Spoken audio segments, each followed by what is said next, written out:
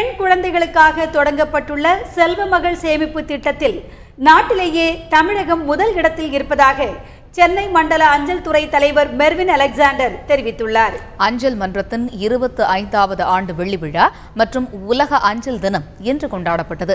நிகழ்ச்சியில் கலந்து கொண்ட பின்னர் செய்தியாளர்களிடம் பேசிய சென்னை மண்டல தபால் துறை தலைவர் மெர்வின் அலெக்சாண்டர், செல்வ மகள் சேமிப்பு திட்டத்தில் கடந்த ஓராண்டில் மட்டும் 11 லட்சம் கணக்குகள் தமிழகத்தில் தொடங்கப்பட்டுள்ளதாக தெரிவித்தார். செல்வ மகள் திட்டத்தில் நாட்டிலேயே தமிழகம் முதன்மையாக திகழ்வதாகவும் அவர் பெருமிதம் கொண்டார். டிசம்பர் 3ஆம் தேதிக்கு பிறகு 11 வயதுடையவர்களும் இந்த திட்டத்தில் சேர வழிவகை செய்யப்படும் என்று தபால் துறை தலைவர் மெர்வின் அலெக்சாண்டர் கூறியுள்ளார்.